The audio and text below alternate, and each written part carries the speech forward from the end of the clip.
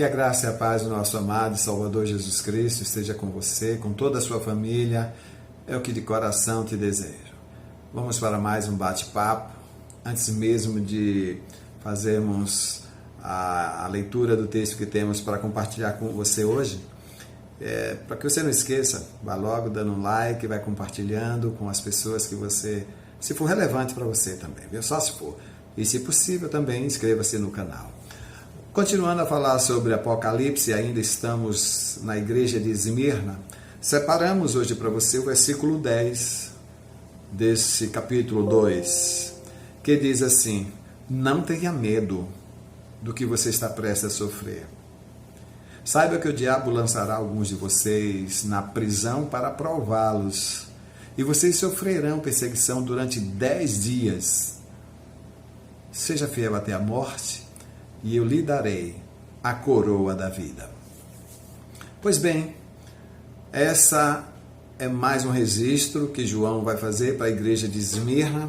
Lembrando a você que o livro de Apocalipse relata coisas que João tinha visto, que tinha acontecido, coisas que estavam acontecendo e coisas que iriam acontecer depois daqueles dias. Então, quando você lê Apocalipse, você deve estar sempre com essa visão e se perguntando: isso já aconteceu?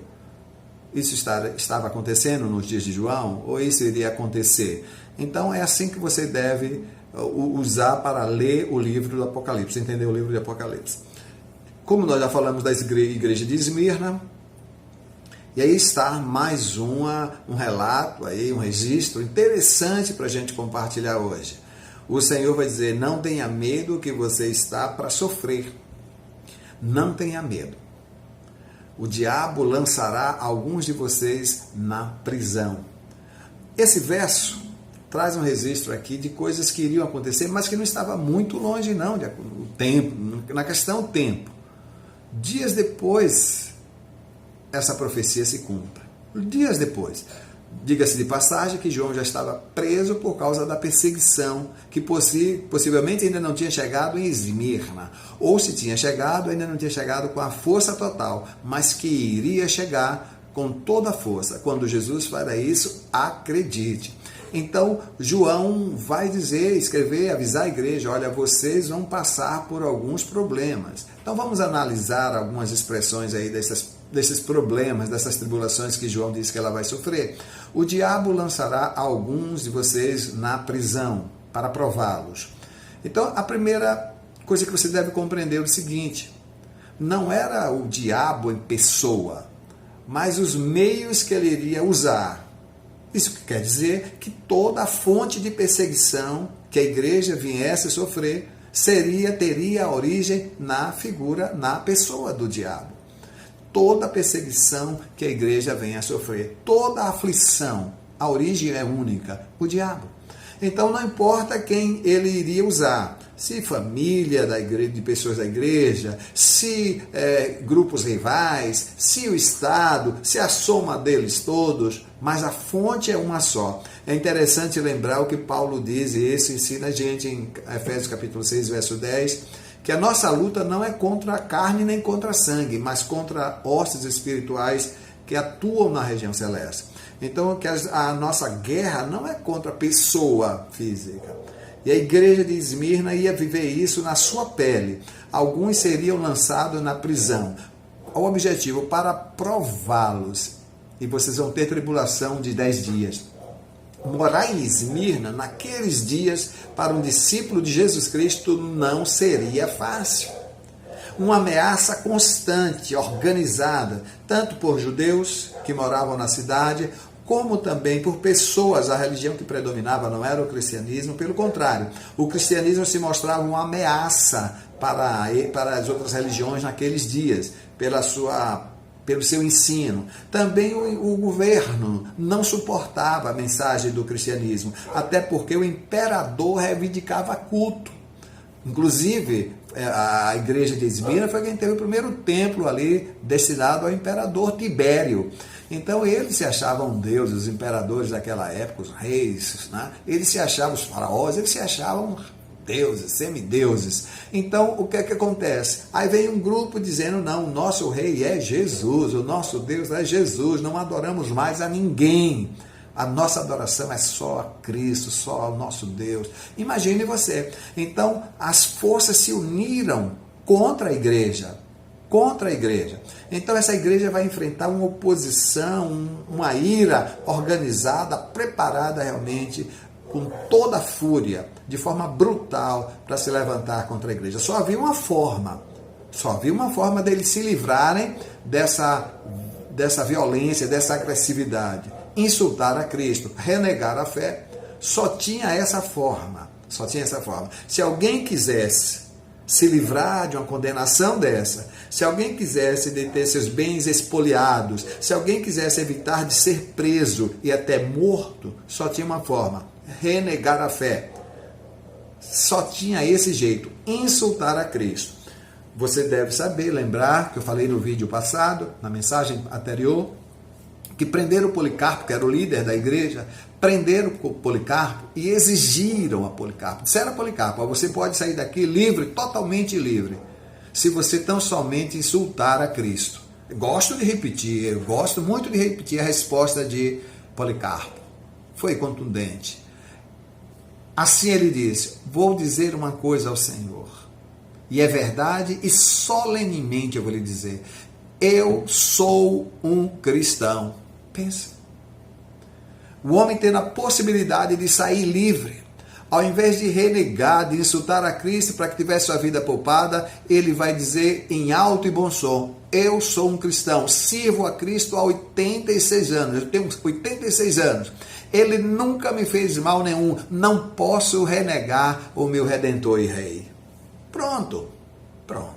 Então, o objetivo da aprovação era fazer com que as pessoas se desestimulassem de seguir a Cristo, desistissem, que outros não aceitassem, não quisessem ir, devido às ameaças fortes. Ameaça não, os ataques que estavam fazendo já não eram mais ameaças. Então, só tinha uma forma da igreja vencer, de alcançar a vitória, era justamente acreditar naquele que havia vencido a morte. Foi assim que Jesus se apresentou. Não foi? Você lembra disso? Se não, dá uma lida nos versículos anteriores que você vai ver. Escreve: isso diz aquele que esteve morto, o primeiro e último, aquele que esteve morto e reviveu.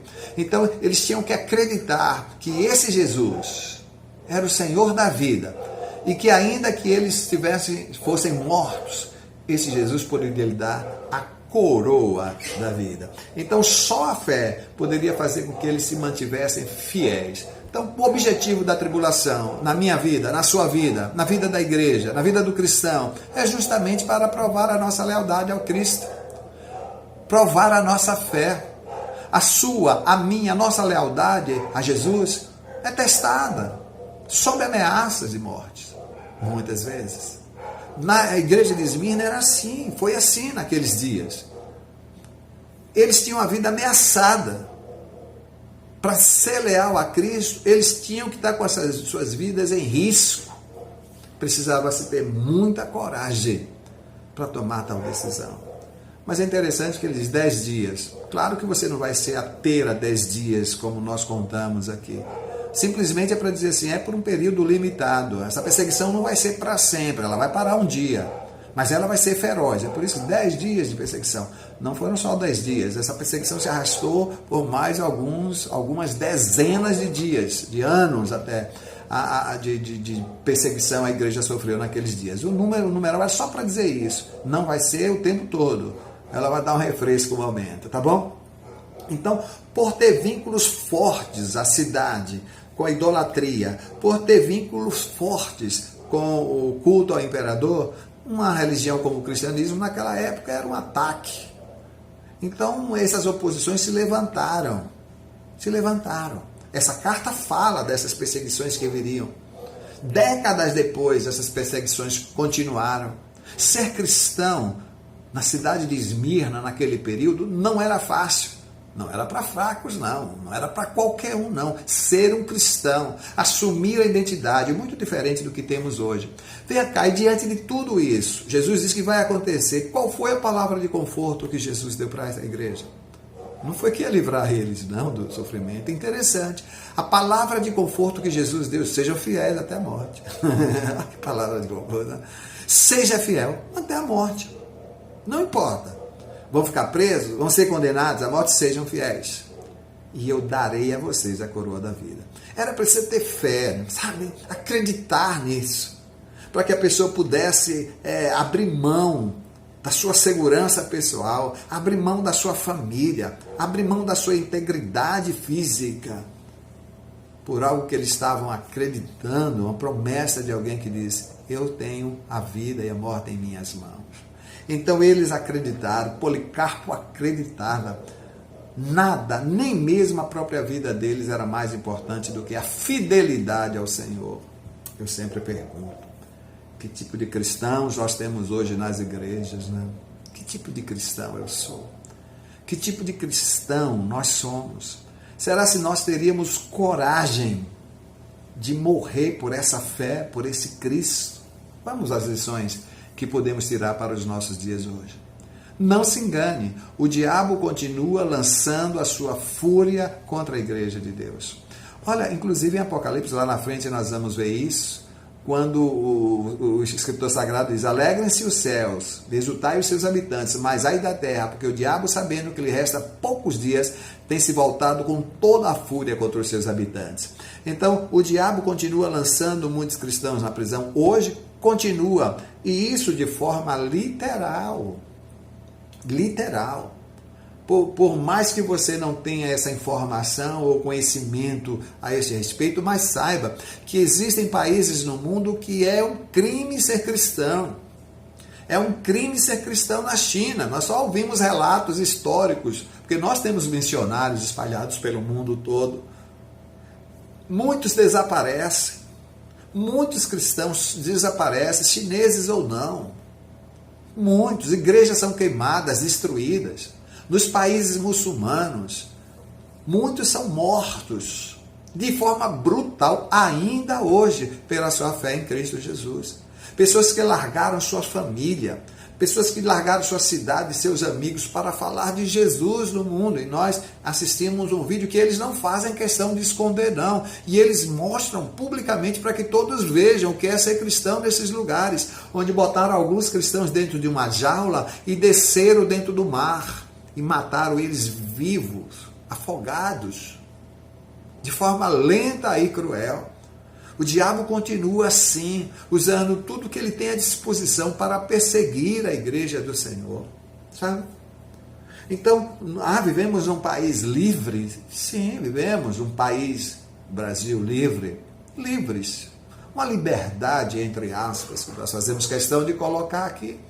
Vivemos uma democracia de fachada, é verdade. É preciso ter um discernimento espiritual para perceber os laços, as armadilhas que Satanás tem usado, tem levantado. E muitos cristãos estão presos, estão sendo encarcerados, e o pior é que não percebe. A pior prisão é aquela que a gente não vê. É aquela prisão que a gente não se dá conta, mas continua. Ser cristão nos nossos dias, mesmo nesse país dito livre, não é uma ocupação das mais fáceis, não. Não estamos falando em frequentar a igreja, não, porque uma coisa é o frequentador de igreja, outra coisa é um cristão comprometido. Cristão comprometido com Cristo, com o Evangelho, com a sua palavra. Existe uma diferença muito grande. Tem muitas pessoas que estão caminhando para as igrejas, mas para ter suas necessidades imediatas satisfeitas. Estão indo porque estão com problemas financeiros. É como se fosse numa agência pedir dinheiro emprestado. Ou iria em qualquer outro lugar que prometesse melhorar sua vida financeira. Muitos que estão indo por causa dos seus problemas de saúde. Muitos estão indo por causa dos seus problemas de relacionamento. Ora, o Jesus resolve isso? Não temos dúvida disso. Mas podemos dizer com toda certeza, Jesus nunca prometeu fazer discípulo dele nenhum rico. Ele nunca prometeu. Pelo contrário, o seu discurso contra a riqueza, dinheiro, foi sempre muito duro. Ele chega a chamar de mamon, e em dizer que não se pode servir a Deus e as riquezas. Coloca no nível de uma divindade o dinheiro. Ou você serve ao Senhor, ou você serve à riqueza. Foi ele quem disse aos seus discípulos: olha, não ajunte para vós tesouros na terra. Foi ele quem disse também que as raposas tinham os covis, que as aves do céu tinham seus ninhos, mas que ele não tinha onde reclinar a cabeça. Então, foi ele quem disse que é mais fácil um camelo passar pelo buraco de uma agulha do que rico ser salvo. Jesus nunca prometeu riqueza a ninguém que desejasse segui-lo. Jesus nunca prometeu que a nossa família ia contratar uma banda, fazer uma festa, quando nós disséssemos para ele que somos um cristão a partir desse dia. Nunca. Pelo contrário, ele afirmou que viria momentos em que o inimigo dos homens seria os da sua própria casa. Seria no próprio lar que eles iam enfrentar as primeiras oposições e tribulações. É do seu esposo, é da sua esposa, dos seus filhos, seus irmãos, seus tios, seus pais, serão seus próprios inimigos. Então ele nunca prometeu livrar-nos do sofrimento. Jesus nunca traiu ninguém com essas promessas que nós temos visto e ouvido pela mídia, por todos os lugares aí. Chamadas para pare de sofrer. Que conversa é essa? Que conversa é essa? Ser cristão é sinônimo de cruz. Cruz é sinônimo de dor, de morte, de vergonha. E foi o que Jesus falou: se alguém quiser vir após mim, tome cada dia a sua cruz e siga-me.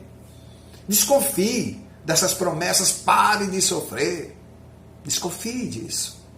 Sendo um cristão, o próprio Jesus adverte: ai de vós quando o mundo vos aplaudirem. Alguma coisa está errada. Alguma coisa está errada. Ou você, ou no mundo.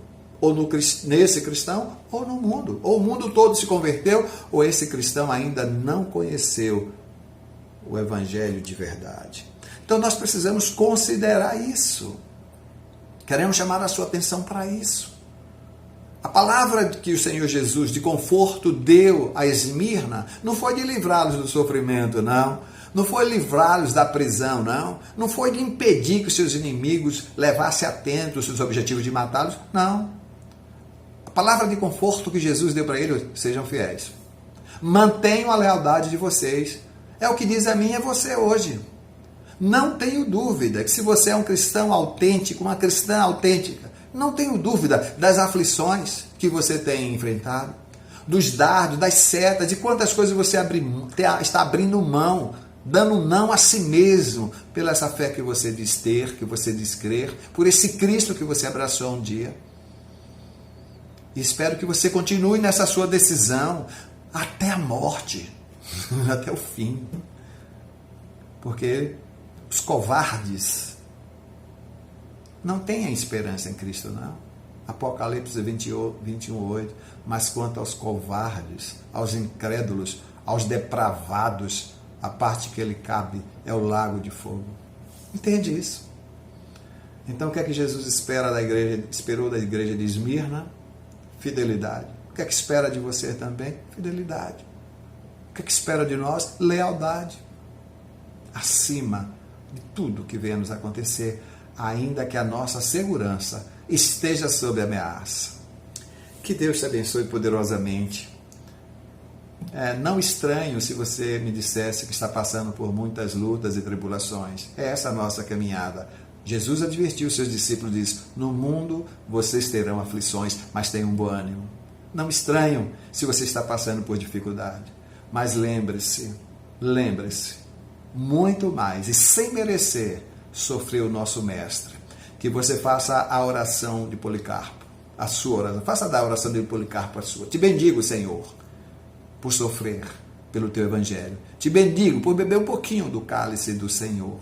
Te bendigo por colocar no meu nome na lista daqueles que deram suas vidas pelo Evangelho e por Jesus Cristo. Que Ele te abençoe.